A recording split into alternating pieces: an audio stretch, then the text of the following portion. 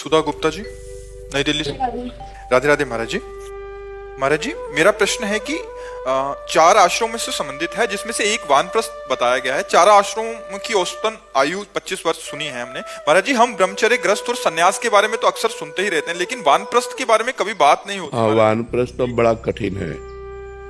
वानप्रस्थ जो आश्रम है कलयुग में बहुत कठिन है, क्योंकि महान तपस्या पूर्ण होता है।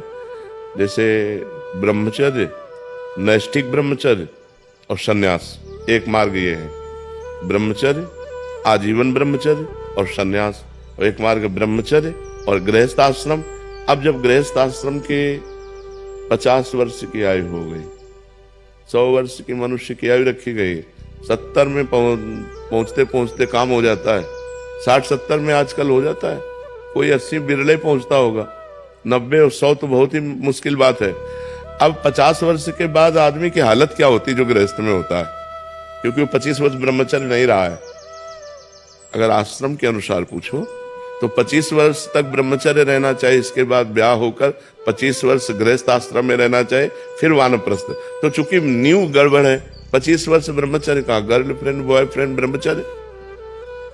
ब्रह्मचर्य कहाँ रह रहे हैं। तो 50 वर्ष पहुंचते पहुंचते ढेर हो जाते हैं। अब वो जंगल में जा करके तप में जीवन व्यतीत करें, ना ऐसे जंगल रह गए हैं और ना ऐसे तपस्वी रह गए हैं। क्यों 50 वर्ष के बाद अपनी पत्नी का पुत्रों के हाथ सौंप करके और एकांतवास करते हुए जंगली कंद मूल फलों से निर्वाह करना, जंगली वस्त्रों को पहनना, जैसे पत्तों के वस्त्र पहन लेने, वलकल के वस्त्र पहन लेना, गर्मी, सर्दी, वर्षा, तीनों का कोई भी निवारण न करना। वानप्रस्थ के लिए गर्मी सीधे सहना, कोई पंखा बिजली इसका प्रयोग नहीं। सर्दी सीधे सहना, कोई किसी भी तरह का सर्दी निवारण का नहीं, सीधे अंगों पे सहना। वर्षा पूरी सहना, और अगर ऐसा लगे कि अब हमारा शरीर काम नहीं कर रहा है तो उसको तप के द्वारा अपने प्राणों का त्याग कर देना। बहुत कठिन वानप्रस्थ होता है।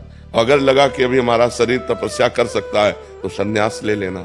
इस सन्यास के द्वारा अब तो वानप्रस्थ कौन रहता है, वानप्रस्थी कहाँ दिखाई देते हैं। वानप्रस्थी बड़ी तप, भूमि में ही शयन करना, नंगे पैर चलना, बड़ा कठिन तप में जीवन होता है। अब तो 50 वर्ष के बाद इतना आसक्त हो जाता है कि वो परिवार, संसार, माया, इससे हट करके जंगल में जाए, ऐसी कहाँ सामर्थ्य रह जाती है। और 70-80 के अवस्था में तो सहयोग की जरूरत है, अकेले चल ही नहीं सकता, अकेले अपनी दिनचर्या नहीं कर सकता, तो वानप्रस्थ क्या चलेगा। बहुत कठिन है वानप्रस्थ। और अब कहाँ वानप्रस्थ दिखाई देते हैं, सीधे गृहस्थ से सन्यास ले लिया, सीधे गृहस्थ से सन्यास लिया और आश्रमों में रह रहे। तपस्या और कष्ट कहाँ, तपस्या और कष्ट जब तक नहीं सहा जाता तब तक परमार्थ का प्रकाश भी नहीं होता है। तप में जीवन भगवान के लिए, कष्ट में जीवन वो अब सब ग्रंथों में लिखा रह गया है। कोई कोई बिरला होगा जो चल रहा होगा, नहीं तो बहुत ऐसा। अब कहते हैं जवानी में भजन न करो, तो बुढ़ापे में पूछ लो कि कितना भजन करते हैं। अगर जीवन में भजन नहीं किया है, नाना प्रकार की चिंताएं होती, इंद्रियां शिथिल हो जाती हैं, भजन में मन नहीं लगता। अब भजन में मन लगेगा। हम एक साधारण यंत्र चलाने की कहते हैं, हमने कभी पिस्तौल नहीं चलाई, छुई नहीं हाथ से। अब हमको आप पिस्तौल दे दीजिए तो हम चला पाएंगे क्या, जो कि एक प्राकृतिक यंत्र चलाना है। मन को परमात्मा में लगाने का अभ्यास नहीं किया तो बुढ़ापे में लगा लोगे आप, कैसे लगा लोगे। तो जवानी से जब हम सत्मार्ग शुरू करते हैं, भजन शुरू करते हैं, तब होता है। हमारे जो सनातन धर्म में है, पहला कदम है ब्रह्मचर्य। फिर चाहे तुम सन्यास की तरफ जाओ, चाहे गृहस्थी की तरफ जाओ, पहला कदम ब्रह्मचर्य। कौन चल रहा है ब्रह्मचर्य से? 13-13, 14-14 वर्ष के बच्चे बच्चियां अपने धर्म से भ्रष्ट हो रहे हैं। जिनको मतलब अभी बच्चा कहा गया है, वो धर्म से भ्रष्ट हो रहे हैं। हमारे सामने कितने ऐसे बच्चे आए जो 13 वर्ष के, हमके तो आश्चर्य हुआ कि ये तो तुम्हारी खेलने की अवस्था है, तुमको ऐसा ज्ञान कैसे। तो मोबाइल से सब ज्ञान हो रहा है। तो गंदे आचरणों में प्रवृत्ति 13-14 वर्ष के बच्चों की हो रही है, तो ब्रह्मचर्य कब रहेंगे। ब्रह्मचर्य, और जब ब्रह्मचर्य नहीं, तो जब प्रथम ही सीढ़ी नहीं, तो परमार्थ की चढ़ाई कौन चढ़ सकता है। फिर तो सब केवल बकवास बकवास रह जाता है। उपदेश सुनो, उपदेश करो, आचरण में उतारना बड़ा कठिन है।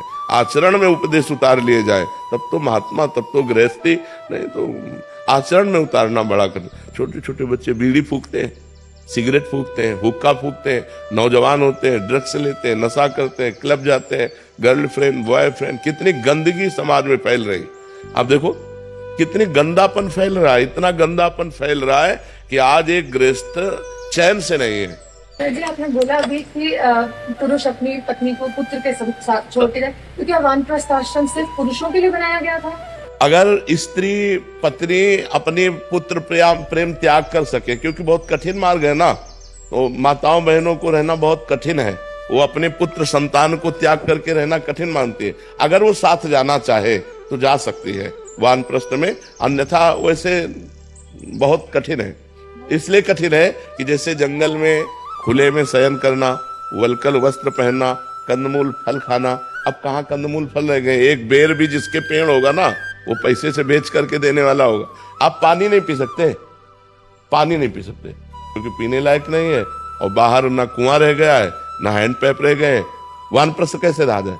आप विचार करके देखिए। एक जीने के लिए गंगा यमुना के जो पावन जल थे, जिनके पीने मात्र से समस्त पौष्टिकता अपने आप आ जाती थी, क्योंकि पहाड़ों से जंगलों से खुली वायु के द्वारा अब गटर का बड़ा बड़ा नाला जा रहा है। गंगा यमुना का पानी पीकर रह नहीं सकते, कुआं हैंडपैप रह नहीं गए, सरोवर नदी झील है नहीं कि हम पानी पिए। पानी नहीं है अगर पैसा नहीं है तो। वानप्रस्थ में पैसा स्पर्श करना पहले ही निषेध है, अर्थ का स्पर्श करना निषेध है। उसमें तो खुले बहुत फूस की झोपड़ी बना ले और उसमें रहे, ये सब सुविधाएं सब। जी इसमें एक प्रश्न था महाराज जी, ये उस समय जो गुरुजन थे, संत जन थे, उन्होंने एक शास्त्रीय विधान और एक मानव मर्यादा के लिए आश्रम बनाए थे। महाराज जी आज के समय में जो समय चल रहा है, वानप्रस्थ आपको देखने को नहीं मिलेगा। गृहस्थ से सीधे संन्यास, ब्रह्मचर्य से सीधे संन्यास, और सन्यासी बनकर आश्रम में रहना। तो महाराज जी आज के समय में कैसे संभव है कि भगवत प्राप्ति का मार्ग हम किस भाषा में डिवाइड? वानप्रस्थ से केवल थोड़ी भगवत प्राप्ति होती है महाराज जी। अभी क्या कैसे चले महाराज जी? कृतयुगे ध्यायते विष्णुम, त्रेतायाम यजते मखै, द्वापरे परिचर्यायाम कलो तद्धर कीर्तनात्। अपने घर में रहो, घर में रह करके परिवार को भगवान का स्वरूप समझो, घर में त्यागी बन करके रहो, जो मेहनत से कमाया है उससे अल्पाहार करो और निरंतर भगवत चिंतन करो। भगवान कहते हैं अनन्य चिंतयन्तो माम ये जना परिपासते, मेरा जो अनन्य चिंतन करते हैं। अन्य चिंतन वानप्रस्थ बन करके क्या करना है? भगवान का तो चिंतन करना है। अब उस तरह की कठोर तपस्या रह नहीं गई, उस तरह के हमारा वातावरण, आप शौच नहीं हो सकते तो अब शौचालय चाहिए, इसलिए चुपचाप कलयुग है। अपने घर में रहो और अपने को उचित आहार और वस्त्र आदि से शरीर को ढक करके, परिवार से ममता त्याग करके घर में रहो। परिवार वालों को भगवान का स्वरूप समझो और खूब नाम जप करो, भगवत चिंतन करो। कलयुग में केवल भगवान के नाम चिंतन से भगवत प्राप्ति है। दूसरे जितने साधन है, ये अब मान लो वानप्रस्थ साधन आपका परिपक्व हो जाए तो आपको तप लोक मिलेगा, भगवत प्राप्ति थोड़ी हो जाएगी। तप लोक मिलेगा, महालोक, तप लोक, जनलोक, सत्यलोक, ब्रह्मलोक ये तक बने हुए ना। भगवत प्राप्ति होगी भगवत चिंतन से। वानप्रस्थ बन करके यदि भगवत चिंतन नहीं हुआ, केवल वानप्रस्थ नियमों का पालन हुआ, तो आपको तप लोक की प्राप्ति होगी, भगवत प्राप्ति नहीं। भगवत प्राप्ति तो भगवत चिंतन से होती है। रात दिन आंसू बहाते हुए राम राम कृष्ण कृष्ण हरि हरि राधा राधा जो अंदर चिंतन कर रहे हैं, उनको भगवत प्राप्ति है। महाराज जी जैसे मैंने शादी नहीं की, गृहस्थ आश्रम में नहीं गई, लेकिन संसार में जो दायित्व थे वो किए, तो हमारा तो मेरा तो ब्रह्मचर्य ही चला। तो उसके बाद वानप्रस्थ का कोई महत्व है? मतलब कोई महत्व नहीं रह जाता? अब तुम नाम जप करो और परिवार में ही रहना, घर के बाहर व्यवस्था मत सोचना कि किसी आश्रम में चली जाए, बिल्कुल नहीं। अपने घर में रहो और जो मेहनत की है उसी कमाई से पेट भरो और खूब नाम जप करो, भगवान का चिंतन करो और घर के सदस्यों से मोह मत करो।